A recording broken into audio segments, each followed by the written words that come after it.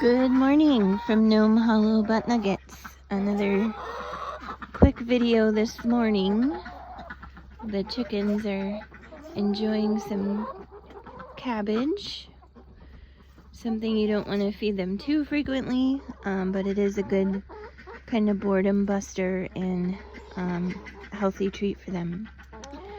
I wanted to talk this morning if you are just getting started with chickens, or you have chickens and you're having trouble with predators getting into your coop or your run. We live out in the woods, so we've had bears in the yard. There's a bobcat or a lynx that's circulating the neighborhood frequently. We have raccoons, although I haven't seen a ton of them. We've also sighted some possum, porcupine, which don't really bother the chickens, but we've had some wildlife. So obviously, keeping the chickens safe is a concern. One of the things, I don't free range them unless we're home, so we can keep an eye on them. And even with that, we did have a hawk land in the yard one day while the chickens were out and while we were outside working in the yard. Luckily, there were no casualties from that, but, it just kind of reinforced to me why I don't free range them while we're at work during the day. So a couple of things I feel are important when you're thinking of predator proofing your run and your coop. One thing for me is the latches for the doors. So you'll see we have like it's one of the lift up latches there, and then we put these little hooks through the hole, and that keeps the latch from being able to be lifted up. You can't open the door with that in there.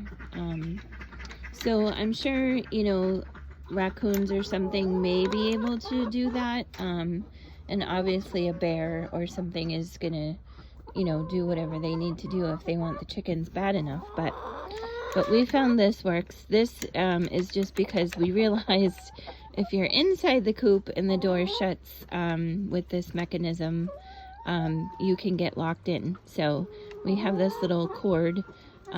There's like a pull ring on the other side that you can see. So you just pull that and it pulls the latch up so you can get out if you're inside and the door's shut. So we have these kind of latches on all of the doors. The inside door, we have 2 latches on all the outside doors, and locking carabiner to hold the hole. And again, the thought is with 2 latches, it makes it a little bit harder for a raccoon or something to be able to open the door, because they can't really maneuver 2 latches at the same time unless they're really talented. But and then on the nesting box, we actually have these regular latches, and then we have these rings. So these just open up, and then you can see the latch there, and then we put that in and it snaps back. So again, something that makes it a little bit harder for the predators to get that open.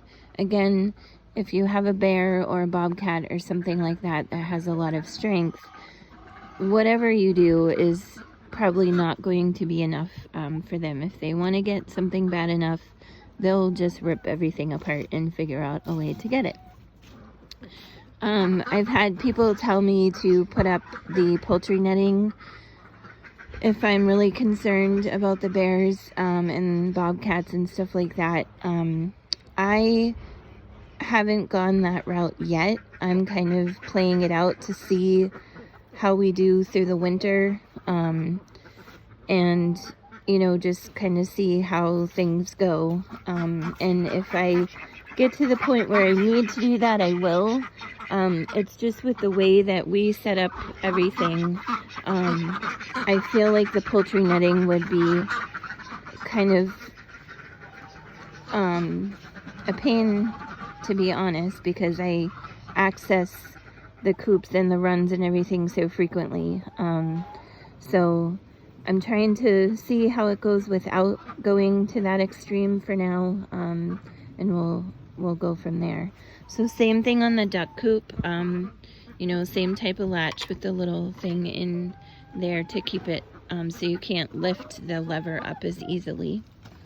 And you'll see the two on the outside. And this one we have carabiners on both of them. It's just because we had extras. So the other thing that is important, and you'll see a lot of this suggested online in many different resources, is to use this the hardware cloth instead of the chicken wire. And the reason is because you can see the holes are a lot smaller.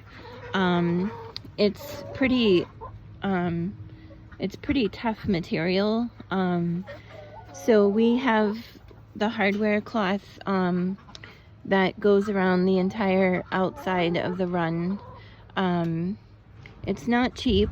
Chicken wire is definitely cheaper, which I think is why a lot of people use it. But if you're concerned about the safety of your birds, then I would definitely recommend spending a little bit extra money and going with the hardware cloth. And then what we did, and we actually need to do more layers, but you put these the panels around the middle, and we're gonna do around the bottom and the top. And that just kind of sandwiches the hardwire a little better against the frame of your run. And it makes it a little bit harder for predators to be able to rip things apart, because you have, you know, this extra barrier going all the way around, sandwiching everything in and making it a lot tighter. So that's what we did for that. Right now, we are working on getting the roof up for the duck run. But in the meantime, I've seen some people leave the duck runs just open on the top. Our concern is we do have hawks here. Like I said, we had one in the yard. So my concern is the hawks and stuff being able to get into the ducks. So we bought this bird netting, which you would use on like blueberry bushes, or, you know, other, there's other applications for it. But we basically, and we ordered it off of Amazon. It was super cheap. It actually came with so much that we have like a ton of it in the shed left over. And this is probably like at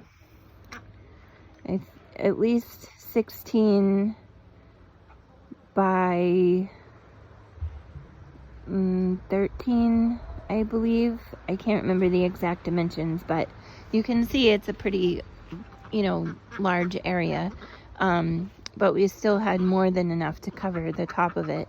So we just have the bird netting over the top of the run as a roof per se, to protect from hawks and whatnot.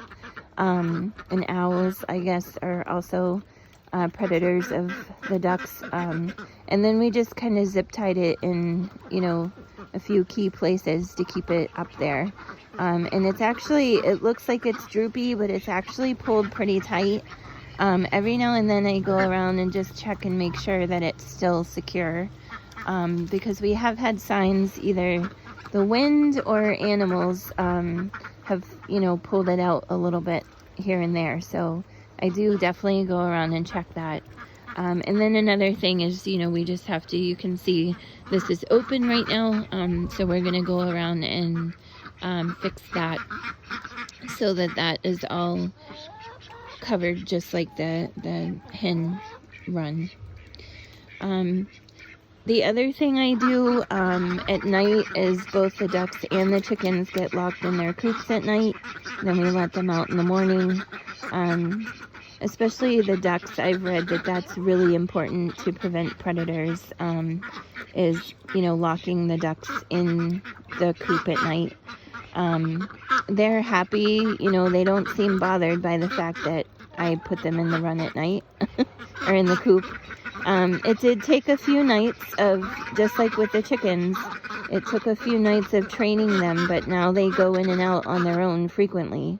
You know, we'll see on the camera, they even do it like several times a day.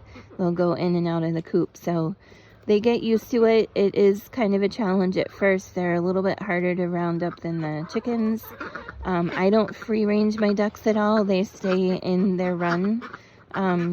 Just because it seems like they're not as